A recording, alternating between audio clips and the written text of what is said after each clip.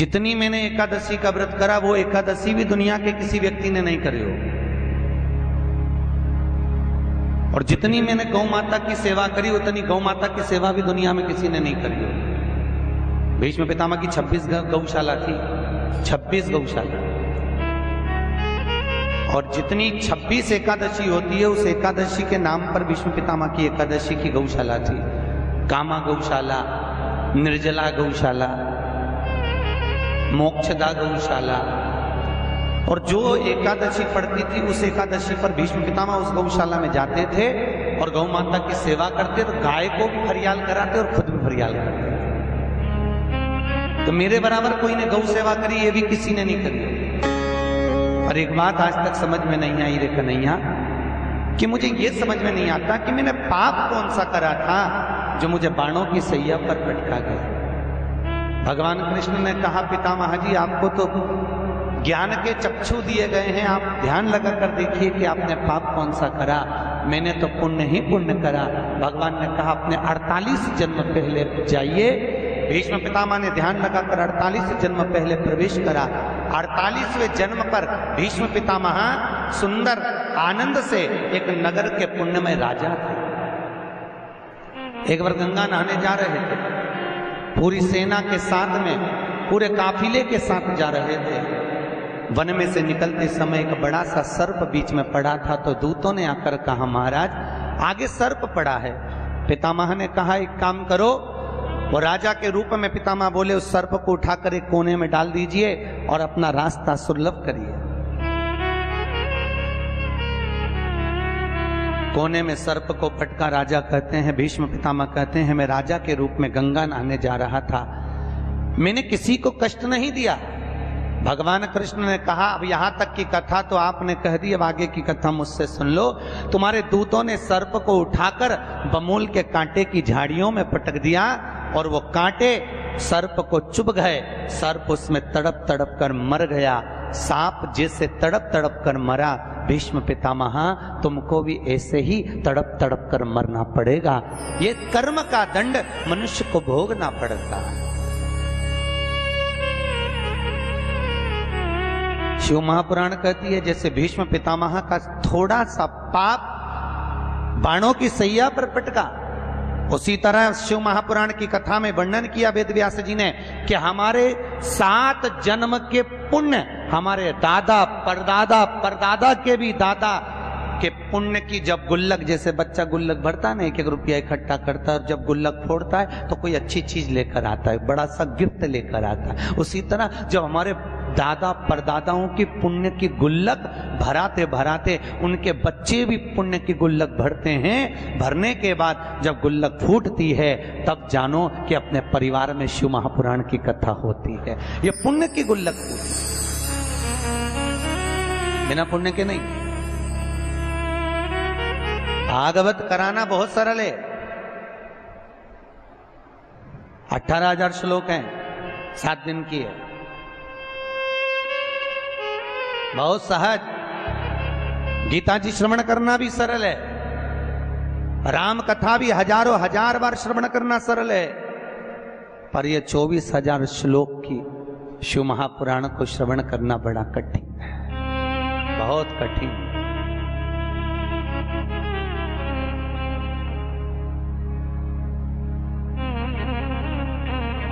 बहुत दूर का नाथ है भोलेनाथ, बहुत दूर।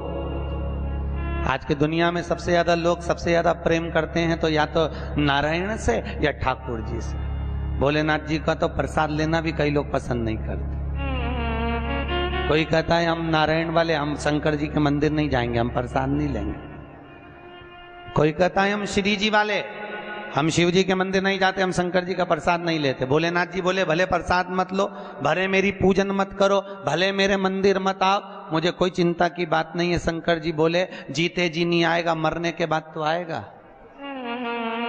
क्योंकि भोलेनाथ जी को तो उनके ससुर ने श्राप दिया है, दक्ष प्रजापति ने शंकर जी को श्राप दिया था, हे शिव, हे शंकर, हे भोलेनाथ, तुमने मेरा अपमान करा है। दक्ष प्रजापति बोले, मैं तुम्हें श्राप देता हूं कि तुम शमशान में निवास करोगे। शंकर जी बोले, जीते जी नहीं आएगा तो मरने के बाद तो शमशान आएगा। तब निपटूंगा तेरे से। अभी भले मेरा नाम मत ले, ऐसी गीली लकड़ी में जलवाऊंगा, 3 दिन तक ठंडा नहीं करवाऊंगा। काहे को चिंता करता, पटक के रखूंगा। परिवार वाले तीसरे दिन आएंगे ना खारी समेटने, लोटा लेके, झोली लेके, तब भी आंच उसमें तपती रहेगी, तब पानी डाल डाल के ठंडा करेंगे, तब जाके हड्डी बीनेंगे। तो चिंता मत कर, ऐसी गीली लकड़ी में पटकूंगा तेरे। भले मत जब तू शिव। शिव है क्या? कौन है शिव?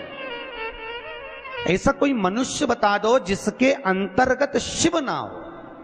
कोई ऐसा मनुष्य बता दो जहां शिव ना हो। क्योंकि शिव निकल गया तो शव हो गया। शिव निकलने के बाद ही तो शव होता है। जब तक शिव अंदर है तब तक शरीर चल रहा है, तब तक भजन हो रहा है, तब तक भोजन हो रहा है, तब तक नाम जाप हो रहा है, तब तक नाम कीर्तन हो रहा है, तब तक नाम स्मरण हो रहा है। और जैसे ही इस मानव के शरीर में से शिव निकलकर बाहर हुआ, तब क्या रह गया? केवल, अरे बोलो तो, अच्छी जम के बोलो, शब। कथा में हमेशा बैठो तो अलमस्त बैठो, ऐसे मत बैठो कोई न मार ठोक के बिठाया हो। अंदर आते आते किसी ने कहा था कि चुपचाप जाके बैठे रहना, बिल्कुल मुंडी मत हिलाना, बिल्कुल अलमस्त बैठकर कथा सुनना चाहिए, आनंद में।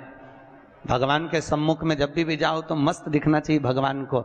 जैसे माँ के सामने बेटा जाए, पिता के सामने पुत्र जाए, और बेटे का अगर मुख उतरा हो तो बाप कहता है बेटा तुझे चिंता क्या है, बोल तो सही, मुझको बता क्या हो गया। कुछ नहीं पापा, कुछ नहीं। माँ पूछती है बेटा तू भोजन नहीं कर रहा अच्छे से, क्या बात है, तुझे चिंता है कुछ? नहीं मम्मी ऐसी कोई बात नहीं है। बेटे का मुख माँ बाप के सामने उतरा रहता है तो माता पिता को चिंता लगी रहती है। उसी तरह भोलेनाथ की कथा में अगर तुम्हारा मुख उतरा रहेगा तो परम पिता परमात्मा सोचेगा ना जाने कौन सी चिंता रखकर कथा में बैठा है, इससे तो घर चले जा, आराम से वहां बैठ जा, यहाँ मेरे सामने मत बैठ। काय को ऐसा बैठे, अलमस्त बैठिए।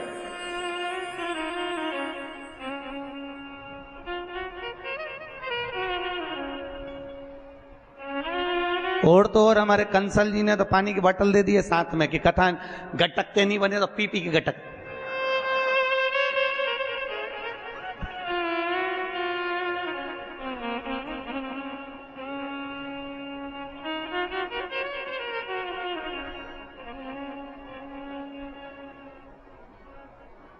यहां तो पीने के लिए पानी दिया। एक बार अमरावती कथा करने गए तो वहां माहेश्वरी महिला मंडल सती धाम में कथा करवाई। अमरावती में सती धाम बना हुआ है, एक बहुत अच्छा मंदिर है। सती धाम में कथा कर रही तो वहां डिस्पोजल में पानी दे रही थी जितने लोग कथा में आ रहे थे। हमने पूछा जी माहेश्वरी महिला मंडल के अध्यक्ष से पूछा ये क्या कर रही हो? तो कहने गुरुजी हमारे यहाँ जितनी कथा होती है लोग खूब सोते डट के, तो पानी दे देते हैं, बीच बीच में छींटती रहती है।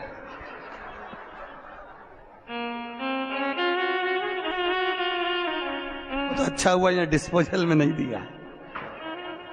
बोलो हर हर।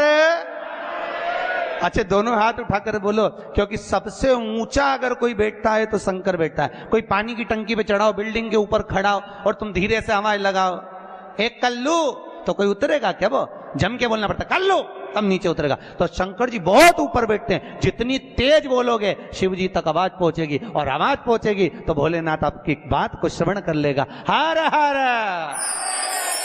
अब बोले जोरदार। शिव दयालु है, शिव कृपालु, ये शिव की कथा है और शंकर जैसा दुनिया में कोई नहीं हो सकता। भोलेनाथ जैसा कितना सरल, कितना सहज। मेरा वेंकटेश भगवान भी अगर तिरुमाला के शिखर पर आया तो सबसे पहले आज्ञा ली तो शंकर जी से ली है। कितना दया है। मेरे नारायण ने पूछा भोलेनाथ जी से, प्रभु मेरे को पृथ्वी पर तप करने आना है। भोलेनाथ जी ने कहा तो आ जाओ, क्या दिक्कत है? शंकर भगवान ने कहा आओ पधारो। इतने में नारायण बोले मैं तप करने पृथ्वी पर तो आ जाऊंगा, पर शिव जी क्या बताऊं, मैं पृथ्वी पर तप करूंगा तो ये दुनिया के लोग मुझे तप नहीं करने देंगे, क्या करूं मैं? इतने में शंकर जी ने कहा आप काहे को चिंता करते हो, आप तिरुमाला के शिखर पर बैठकर तप करना, मैं कपिलेश्वर महादेव के रूप में नीचे बैठकर तुम्हारी रक्षा करूंगा। आज भी तिरुमाला पर मेरे नारायण हैं और नीचे मेरे भोले नाथ है। मेरे शिव। और लोग कहते हैं हम नारायण भजते, हम शंकर जी को नहीं भजते। अगर शंकर नहीं होते नारायण तिरुमाला पे नहीं आते।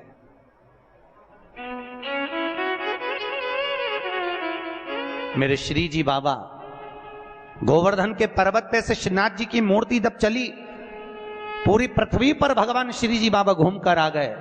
अंत में मेवाड़ की भूमि में जब श्री जी पहुंचे तो भगवान भोलेनाथ जी से कहा मैं घूम घूम कर थक गया भोलेनाथ, मैं कहां रहूं? शंकर भगवान ने कहा आप मेवाड़ की भूमि पर रहो, नाथु द्वारा में विराजमान रहो, मैं एक लिंग जी के रूप में तुम्हारी रक्षा करूंगा। और नाथ द्वारा में श्री जी बाबा बैठे, एक लिंग जी के रूप में शंकर जी ने उनकी रक्षा करी।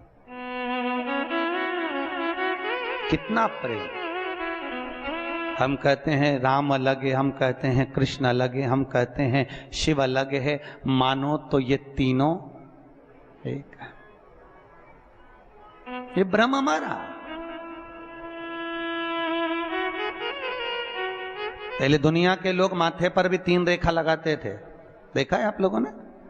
शिव जी को लगती है 3, नारायण को लगती है, अरे बोलते जाओ 3, 2 सफेद 1 लाल, है वही 3।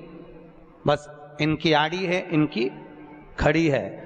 श्री जी बाबा का अगर फोटो का दर्शन करना, श्रीनाथ जी की मूर्ति का दर्शन करना, तो ऊपर ऐसी मात्रा लगी दिखेगी यू मार्क का तिलक, पर अंदर से सोने की 3 रेखा अलग दिखेगी। उनको भी लगती है 3, सत्यम शिवम सुंदरम, ये 3। पर दुनिया के लोगों ने आज के जमाने में सत्य को मिटा दिया, शिव को मिटा दिया, सुंदर बनने के लिए घिस के लगा लिया। बस व्यक्ति जिससे सुंदर दिखे, दुनिया के लोग आज के जमाने में वो तिलक लगाते हैं। और सत्य को मिटाकर कहां जाओगे? किस स्थान पर? भगवान कृष्ण की 16,108 रानियां थी। कितनी रानियां? जम के बोलो जरा। 16,108। पर 16,108 रानियां होने पर भी भगवान कृष्ण के यहां जब औलाद नहीं हुई, तब भगवान कृष्ण ने अपने गुरु गर्गाचार्य बाबा को बुलवाया और द्वारकापुरी में बुलवा कर पूछा, गुरुदेव मेरी 16,108 रानियों से औलाद नहीं होती, संतान नहीं होती, मैं क्या करूं? गर्गाचार्य बाबा ने कहा तुम चिंता मत करो, पार्थिव शिवलिंग का निर्माण करो। शंकर भगवान के शिवलिंग का निर्माण कर कर एक एक रानी के साथ में 11-11 दिन तक बैठकर शिव जी का अभिषेक करो। और पार्थिव शिवलिंग का निर्माण गर्गाचार्य बाबा के कहने पर भगवान कृष्ण ने करा। एक एक रानी के साथ में 11-11 दिन तक भगवान शिव का अभिषेक करा। तब भगवान शंकर प्रकट हो गए और शिव जी प्रकट होकर बोले, कन्हैया मांगो तुम्हें क्या चाहिए? शंकर भगवान ने जब कहा, कृष्ण बोले मेरे यहां औलाद नहीं है। शिव जी ने कहा क्यों चिंता करते हो? तुमने 11-11 दिन तक एक एक रानी के साथ में बैठकर मेरा अभिषेक करा है। जाओ मैं तुम्हें वर प्रदान करता हूं कि एक एक रानी से तुम्हें 11-11 संतान होगी और 1,77,186 भगवान कृष्ण के बच्चे हुए। ये शंकर जी की कृपा से। अब तुम्हें कितने चाहिए बोलो?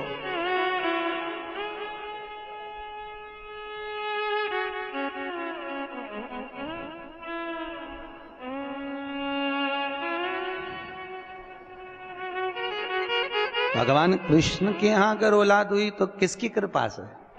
अरे बोलो, भोलेनाथ की। कौन होगा ऐसा? कितना करुणामय, कितना दयालु, कितना आनंद देने वाला। ब्रह्मलोक के देवता भगवान ब्रह्मा, बैकुंठ के देवता भगवान विष्णु, और पृथ्वी का देवता अगर कोई है, इस मृत्यु लोक का अगर कोई देव है, तो वो देवों का देव महादेव है। महादेव पृथ्वी का देव है। पर दुनिया के लोग ऐसे हैं ना कि बहुओं की आदत रहती है, पड़ोसन के तो खूब पांव पड़े, पड़ोसन की अम्मा के तो खूब चाय भी पिला दे, पर घर की सास के तो 30 त्योहार पे भी पढ़ ले तो बहुत बड़ी बात है, बहुत बड़ी। घर के लोगों की आदत ही ऐसी होती है।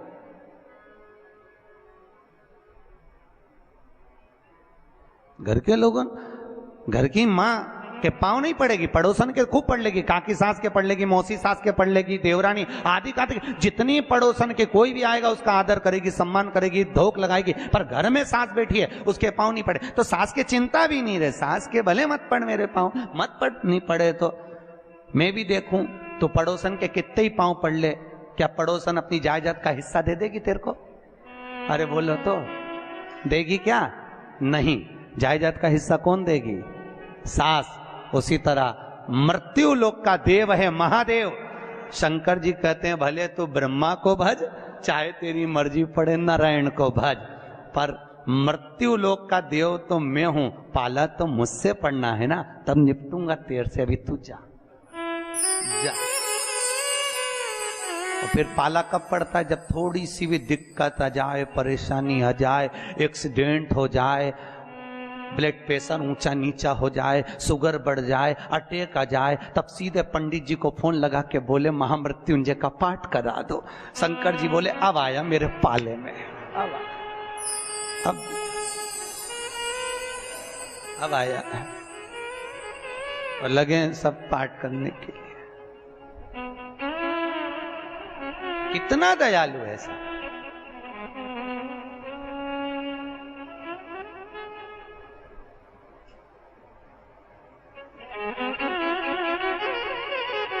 भगवान नारायण का अगर विवाह भी कराने वाला कोई है लक्ष्मी से तो वो मेरा शिव ही है। कौन ने कराया था विवाह? शंकर भगवान। क्या नाम है माता लक्ष्मी की, माता जी का?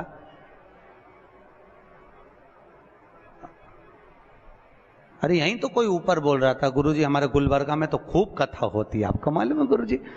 खूब कथा हुए हमारे यहाँ, खूब कथा चले। तो हमने कहा अच्छी बात है, बताओ जल्दी से माता लक्ष्मी जी की माँ का नाम क्या है?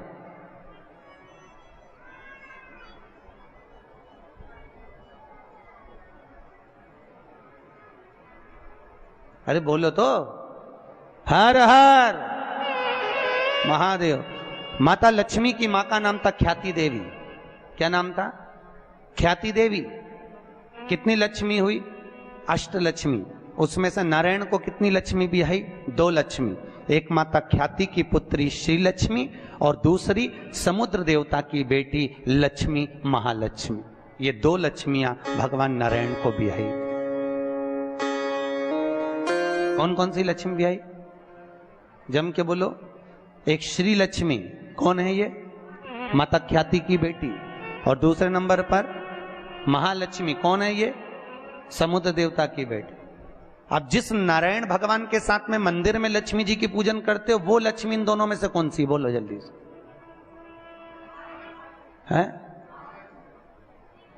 महालक्ष्मी तो मात्र 7 दिन तक भगवान नारायण के साथ रुकी थी, और 7 दिन रुकने के बाद में जब श्री लक्ष्मी ने भगवान शिव से जाकर निवेदन करा, भोलेनाथ मेरे प्रभु नारायण का विवाह